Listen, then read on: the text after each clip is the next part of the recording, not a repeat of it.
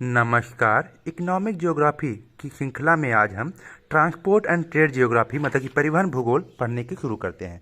तो transport geography परिवहन भूगोल की श्रृंखला में सबसे पहले हम थ्योरी को पढ़ेंगे, स्पेशल इंटरेक्शन थ्योरी, जो कि कहते हैं स्थानिक पारस्परिक अंतःक्रिया सिद्धांत, जो कि एडवर्ड उलमैन ने 1956 में दिया था। ठीक है, सबसे पहले क्या कहते हैं फर्स्टली और प्रथम स्पेशल इंटरेक्शन थ्योरी देने का श्रेय जो है एडवर्ड उलमैन को जाता है।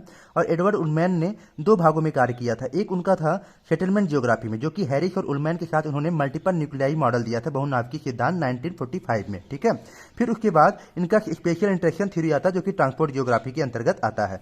आगे बढ़ते हैं। एडवर्ड उलमैन एक अमेरिकन ज्योग्राफर थे।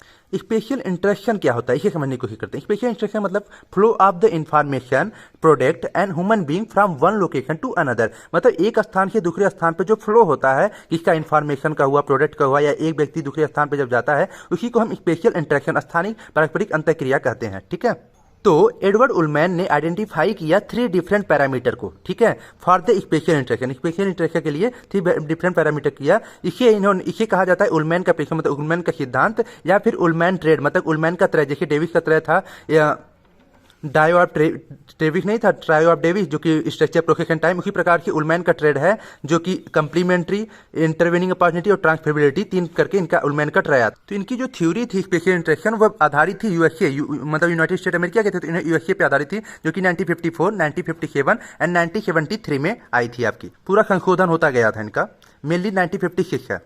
अब आते हैं कंप्लीमेंट्री। जो पहली बात ये कहते हैं कंप्लीमेंट्री मतलब संपूर्णता, मतलब जहां किन्हीं दो स्थानों के बीच एक दूसरे की जरूरतों को पूरा किया जाता है, उसी को कंप्लीमेंट्री कहते हैं। प्रेजेंस ऑफ डिमांड और डेफिसिट, मतलब कि कोई आपके पास डिमांड है, मतलब मांग है, या फिर क्या कहते हैं कमी है, तभी ना आप डिमांड कर रहे हैं। एट वन लोकेशन, मतलब मान लीजिए ए के पास कोई डिमांड, मतलब कि मांग आ रही है, ठीक है, उसको मान लीजिए कि समोसा खाना है, भूख लगी है, तो आप क्या करेंगे, एंड वो जा रहा है मार्केट, बी के पास मार्केट है, ठीक है, तो ये इंटरेक्शन हो रहा है, ए जो है बी के पास जा रहा है, या बी के पास जो कमी है वो ए के पास मिल रही है, तो वहां पे जाएगा। तो कहते हैं कि डिमांड एंड डिफिसिट, जो आपके पास कमी है, देखिए भूख लगी है तो कमी है, आप मार्केट पास जा रहे हैं, जो कि सरप्लस वहां पे आपको मिलेगा, सप्लाई देगा। ठीक है, तो कहते हैं कि डिमांड और डिफिसिट मतलब कि कमी, या फिर जो रहेगा डिमांड जो मांग है एक लोकेशन पे, और दूसरे लोकेशन पर सप्लाई और सरप्लस है, मतलब अधिक है, ठीक है, दूसरे लोकेशन पे, तो इसी को हम क्या कहते हैं, इसी इंटरेक्शन बनता है। तो demand and supply of a product between a region. ठीक है, संपूर्णता मतलब होता है कि परस्पर क्रिया करने वाले स्थानों के बीच आपूर्ति, सप्लाई और डिमांड होनी चाहिए। जैसे मान लीजिए ए और बी है, ठीक है, एरिया ए और बी, तो अगर एक ए और बी में कोई डिमांड करे तो बी भी उसको सप्लाई करेगा। मान लीजिए एक का कोई डिमांड है तो बी उसकी सप्लाई करेगा। इससे क्या होता है, ए और बी के बीच इंटरेक्शन होता है, ठीक, आने जाने का, तथा जिससे ये दोनों क्षेत्र एक दूसरे के संपूरक कहला जाते हैं, मतलब कि उनका पूरा कर रहे हैं ना जो आपको डिमांड है। दूसरी इनकी बात आती है इंटरवेनिंग अपॉर्चुनिटी। ठीक है, इंटरवेनिंग अपॉर्चुनिटी मतलब हस्तक्षेप के अवसर या बीच का मध्य का अवसर। ठीक है, इंटरवेनिंग मतलब अपॉर्चुनिटी होना चाहिए।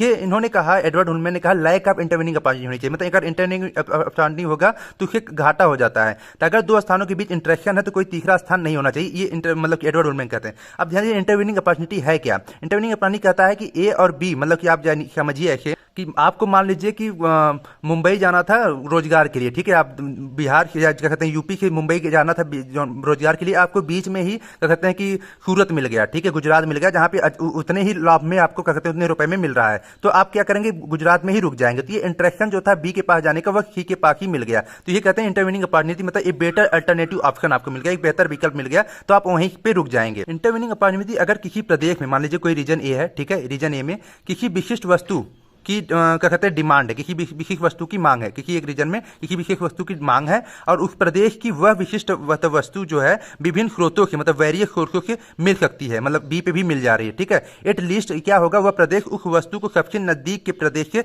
परचेज कर लेगा। मान लीजिए कि आपको बिस्कुट खरीदना है और आपको यहाँ पे भी मिल रहा है, यहाँ पे भी मिल रहा है, तो आप बी के पास जाके ले लेंगे, क्यों दूर जाएंगे। ठीक है, तो आप वही चीज जो आपको विशिष्ट वस्तु चाहिए वो आपको नजदीक जहां मिलेगी तो आप वहीं से खरीद लेंगे। यही चीज है इंटरवेनिंग अपॉर्चुनिटी, कहने वह प्रदेश उस वस्तु को सबसे नजदीक के प्रदेश से परचेज करेगा और डिमांड को अपना पूरा करेगा। आपको जो डिमांड है बिस्कुट का वो आप डिमांड पूरा करेंगे। आप इसे ऐसे भी करते, उदाहरण के लिए माने दुकानदार के साथ एक ग्राहक की अंतःक्रिया करने की ऐसा कोई नजदीकी स्टोर नहीं होना चाहिए। ये एडवर्ड उलमैन कहते हैं अगर नजदीकी स्टोर हो जाता है तो समान गुड्स, मतलब सिमिलर जो सामान है उसकी श्रेणी प्रदान करता है। जैसे बिस्कुट था आपके नजदीक मिलने लगा, सिमिलर मिलने लगा, जो आप दूर नहीं जाएंगे, अन्यथा ग्राहक के निकटतम स्टोर में जाने की संभावना होगी। और प्रारंभिक अंतःक्रिया, जो प्रारंभिक अंतःक्रिया मतलब दूर जाने की थी, आप ऐसे समझिए कि प्रारंभिक अंतःक्रिया मुंबई जाने के लिए जाते थे, लेकिन आपको नज़दीक ही सूरत में ही मिल गया तो आप दूर नहीं जाएंगे, तो प्रारंभिक अंतःक्रिया जो रहती है वह नहीं हो पाती है। इसलिए कहते हैं कि इंटरेक्शन नहीं होना चाहिए, क्योंकि जो दूर वाला स्थिति था उसके साथ रोजगार की कमी आ जाती, मतलब उसका घाटा होता है। तो इंटरवेनिंग अपॉर्चुनिटी एक बेटर अल्टरनेटिव ऑप्शन प्रोवाइड करता है। अब आते हैं ट्रांसफिलिटी मतलब स्थानांतरितता। इसमें इन्होंने कहा,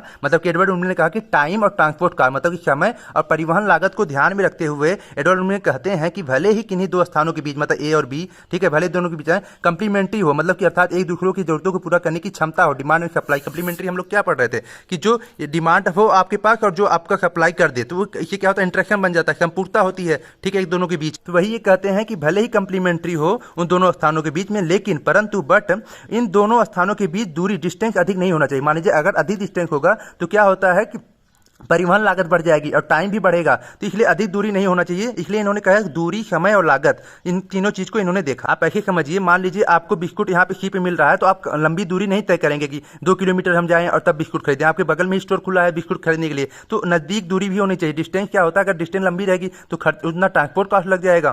तो इनकी ट्रांसपोर्टेबिलिटी 3 विचारों का संयोजन है। वस्तु की विशेषता, जैसे कि आप समझिए कि वस्तु की विशेषता, जो आप चीज खरीदने जा रहे हैं उसकी विशेषता कैसे समझिए। आगरा का पेठा खरीदने जा रहे हैं तो बहुत ही इंपॉर्टेंट है, तो आप आगरा भी जाके खरीद लेंगे, ठीक है, भले वो महंगा पड़ जाए। उसकी वैल्यू भी इंपॉर्टेंट करती है। मान लीजिए कि वैल्यू आपकी सस्ती है और आप जा रहे हैं कि बहुत दूर से खरीदने, ऐसे समझिए जैसे समोसा खरीदना है, आपके नजदीक मिल जा रहा है और आप 10 किलोमीटर थोड़ी दूर जाके समोसा खरीदेंगे, तो उसकी वैल्यू भी मायने रखती है। ये चीज दूसरी इन्होंने कहा कि वह दूरी जिस पर अंतःक्रिया मतलब इंटरेक्शन होनी चाहिए, जैसा कि समय और ध्यान व्यय दोनों में मापा जाता है, टाइम भी और उसका जो व्यय रह रहा है वो भी मापा जाता है। आपके दूरी पे दूरी, ध्यान दीजिए दूरी का इंटरेक्शन क्या है। और इन्होंने कहा वस्तु की गतिविधियों की लागत वहन करने की क्षमता क्या है, और यदि परिवहन के लिए बहुत अधिक पैसा खर्च होता है तो आने जाने में बहुत अधिक समय लगता है, तो अंतःक्रिया नहीं होगी। ये भी बात यही रखते हैं। वही कहने का अर्थ हुआ कि आपका डिस्टेंस अधिक नहीं होना चाहिए। अगर डिस्टेंस अधिक होता है तो परिवहन लागत बढ़ जाती है। तो इनकी पूरी फोकस जो ट्रांसपोर्टेशन दूरी, समय और लागत पे। अगर हम शॉर्ट में देखें तो स्पेशल इंटेग्रेशन थ्योरी सबसे पहले एडवर्ड उलमैन ने दी थी। इन्होंने 3 डिफरेंट पैरामीटर दिए थे, कंप्लीमेंट्री, इंटरवेनिंग अपॉर्चुनिटी, ट्रांसफिलिटी। कंप्लीमेंट्री में इन्होंने कहा कि एक दो बीच में अच्छा खासा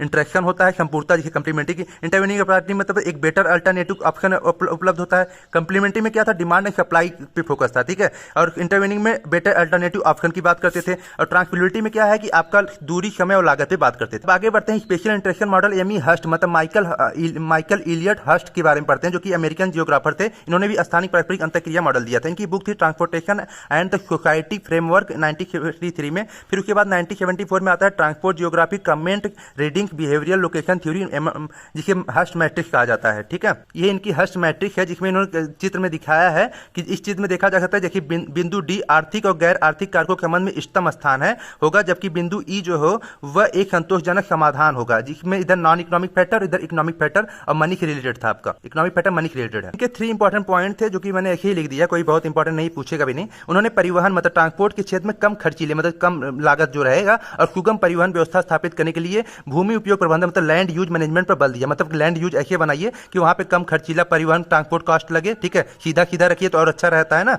आप घुमा के जाने की जगह बढ़िया है कि आप सीधे सीधे अपने मार्केट पे पहुंच जाइए। इनके अनुसार दूसरी बात ये कहते हैं कि बड़े शहरों मतलब जो बिग सिटी होते हैं उसमें ट्रांसपोर्ट नेटवर्क, परिवहन जाल जो है बहुत ही स्ट्रांग रहता है, अधिक मजबूत रहता है, सुगठित रहता है। आप शहरों में देखिए जो परिवहन मतलब कि ट्रांसपोर्ट नेटवर्क रहता है वह एक स्थान से दूसरे स्थान पे बहुत ज्यादा मिलेगा आपको, ठीक है। तीसरी बात ये कहते हैं जो ट्रांसपोर्ट नेटवर्क मतलब परिवहन जाल होता है उसको इस प्रकार से निर्मित किया जाना चाहिए कि दूरी को न्यूनतम मिनिमम करते हुए, ठीक है, दूरी को डिस्टेंस को मिनिमम करते हुए अधिक से अधिक छोटे शहरों को जोड़ा सके, जो स्मॉल सिटी को जोड़ा जा सके। इससे क्या होता है कि कॉस्ट लागत में कमी आती है और वह जो आपका टाइम है वो बचता है, और जो रीजनल इंटरेक्शन मतलब क्षेत्रीय अंतःक्रिया होती है वो अधिक विस्तार होता है। कहने का अर्थ हुआ कि जब आप छोटे शहरों को जोड़ देंगे तो रीजनल इंटरेक्शन भी आपका अधिक हो जाएगा।